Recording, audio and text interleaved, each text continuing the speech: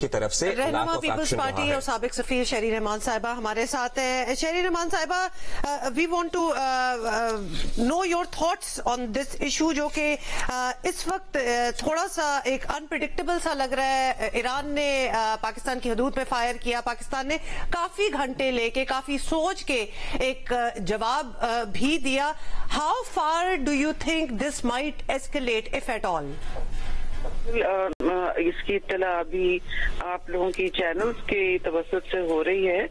تو دیکھیے, پہلے تو میں ہم سارے یہی سمجھتے ہیں کہ ایران ہمارا ایک دوست ملک رہا ہے, اور جو بھی تنازعات دہشت گردی کے حوالے سے اس بارڈر پہ چل رہے, میں آپ کی ابھی کامنٹری سن رہی تھی, کافی سالوں سے یہ ایکسچینجز چل رہی ہیں. 2013 سے اس پر معاہدے بھی ہیں, اور اس کے بعد پچھلے سال بھی اس طرح کے کوئی ایشوز ہوئے تو پاکستان نے کافی ریسٹرینٹ اور اپنا سوچ بچار سے کام لیا. تو یہ جو اب ایک ان کی طرف سے بالکل آئی تھنک انپریڈکٹیبل سی اسٹرائک تھی, کیونکہ اس کے بارے میں اسٹیٹمنٹس کوئی نہیں آئے تھے. آپ نے دیکھا تھا نا, پہلے تو کوئی وارننگز آتی ہیں, کچھ ممالک میں ایک بات چیت ہوتی ہے, سفارتکاری کا ایک رابطے ہوتے ہیں, ملٹری کے رابطے ہوتے ہیں, آپریشنل وغیرہ. تو اب میں سمجھتی ہوں, دیکھیے دو باتیں, ایک تو یہ ایسکیلیٹ جیسے آپ نے کہا ہوا ہے, اور پاکستان نے کافی کچھ سوچ کے ناپ تول کے ہی جواب دیا ہے اور اسی زمرے میں دیا ہے. اور میری ابھی جو اطلاع میں ہے وہ کافی سوورنٹی کے حوالے سے ان کو بھی اشور کیا ہے کہ ہم آپ کے ملک کی سوورنٹی کو بالکل پیراماؤنٹ رکھتے ہیں, مطلب ہم اپنے سامنے رکھتے ہوئے ہم نے یہ سب کیا ہے. تو obviously یہ ایک جوابی بھی کارروائی تھی, اور کیونکہ کنسرنز یہاں سے بھی تھے, تو شاید اب میں سمجھتی ہوں کہ ضروری ہے کہ یہ بات اب یہیں رکے, اور بہتر ہوگا کہ ہم اس طرح کے تنازعات کو اور آگ نہ اور اس میں جلائیں اور جلتی پہ تیل نہ ڈالیں. یہ اس میں پاکستان اکیلے یقیناً کچھ نہیں کر سکتا. میں سمجھتی ہوں کہ تہران کو بھی اس وقت سوچنا چاہیے کہ ایک ٹریک ریکارڈ بھی ہوتا ہے نا, ہم تو ظاہر ہے ہم اپنے فورن ایک ٹریک ریکارڈ ہوتا ہے کسی بھی ملک کا, ہم ظاہر ہے اپنے فورن افیئرز کے تعلقات یا اپنے فورن افیئرز کے معاملات میں بہت ہی تحمل کا, بردباری کا مظاہرہ بھی کرتے ہیں, لیکن بعض آراء یہ ہیں کہ شاید تہران یا ایران جو ہے ایٹ ٹائمز ذرا جذباتی ری ایکشنز یا پھر ایکشنز بھی کرتا ہے, اور یہ جیسے انپریسیڈنٹڈ بالکل ایکشن تھا. تو ہم کیا توقع کریں, کیا تہران اب تحمل اور بردباری کا مظاہرہ کرتے ہوئے, جیسا کہ پاکستان کے دفتر خارجہ کی طرف سے جو پریس ریلیز آئی ہے اس میں بھی ایک برادر ملک کا لفظ استعمال کر کے یہ اشور کیا گیا ہے کہ ہم ایران کی سوورینٹی کا خیال کرتے ہیں. سو شوڈ وی ایکسپیکٹ کہ ایران بھی اسی طرح سے بیہیو کرے گا اور اس سچویشن کو ایسکیلیٹ ہونے سے روکے گا؟ جی دیکھیے, بالکل آپ نے صحیح کہا, یہ ہمارے لیے بالکل برادر ملک ہے. کوئی ہندوستان والا تھریشولڈ نہ رشتہ ہے, ہمارے بہت پرانے روابط ہیں. اور میں یہ ضرور کہوں گی, کچھ ہماری گورنمنٹ میں تو پیپلز پارٹی کی گورنمنٹ میں بہت اچھے تعلقات رہ چکے ہیں, بہتر کرنے کی ضرورت ہے.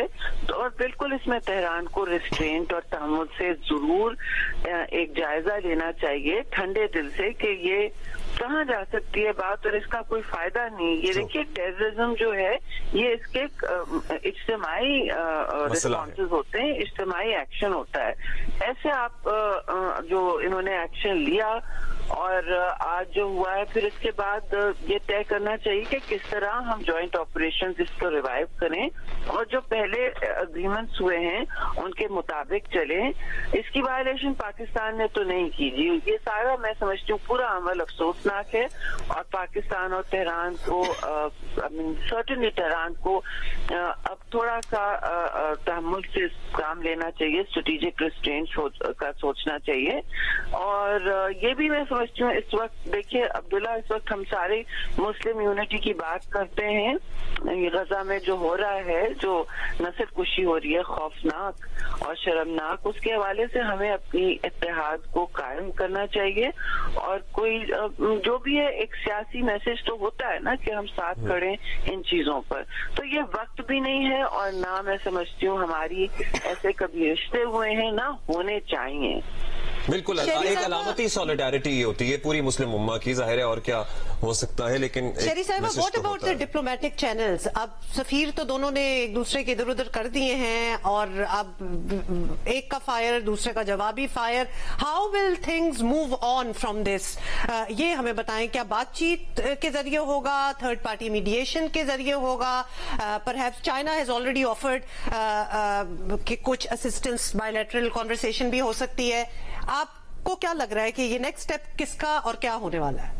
جی بالکل، دیکھیے میں سمجھتی ہوں کہ بے شک چین نے بالکل موضوع بات کی ہے، لیکن انہوں نے بھی ڈی ایسکلیشن کی بات کی. دیکھیے میکسیمم ریسٹرینٹ اب شو کرنا چاہیے، اور بے شک ایسی بات نہیں ہے کہ اب یہ تو نہیں کہہ سکتا کیونکہ پاکستان کوئی جواب نہیں دیتا یہ وہ. آئی مین آئی تھنک یہ اب ایک بات ہوئی ہے، اور آپ نے جیسے کہا سفیر اگر نہیں ہے تو ایسی بات نہیں ہے. جی سفارت خانے جو ہوتے ہیں وہ تو چل رہے ہوتے ہیں، سفیر ہے نہیں، تو ایسا نہیں ہے کہ ہم نے سفارت خانے بند کر دیے، یہ تو نہیں ہوا ہے نا.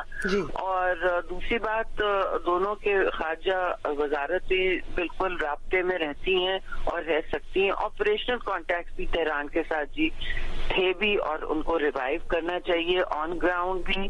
اور لیکن پھر میں کہوں گی تالی دونوں ہاتھ سے بجتی ہے، ایک طرفہ بات ہو نہیں سکتی.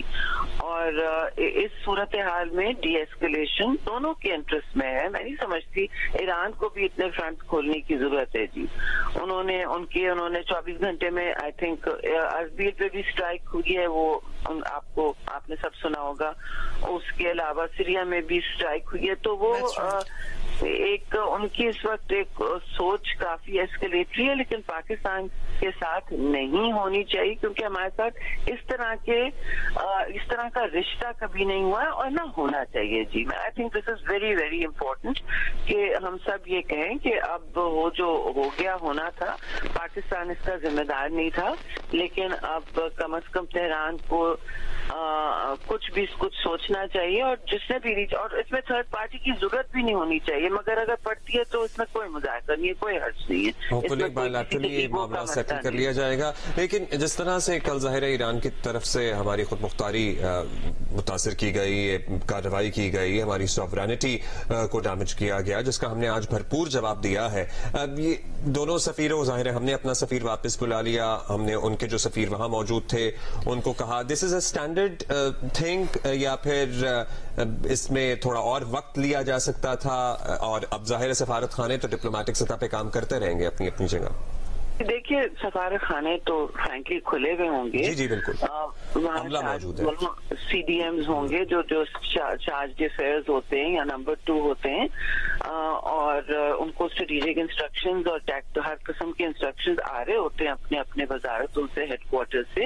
ایسا نہیں ہے کہ بالکل روابط ختم ہو گئے ہیں، لیکن سفیر کو اس طرح واپس بلانا اور یہ کرنا، یہ ایک پہلا سفارتی آپشن ہوتا ہے. جی یہ ایک آپشن ہوتا ہے، اس کو ایکسرسائز کیا.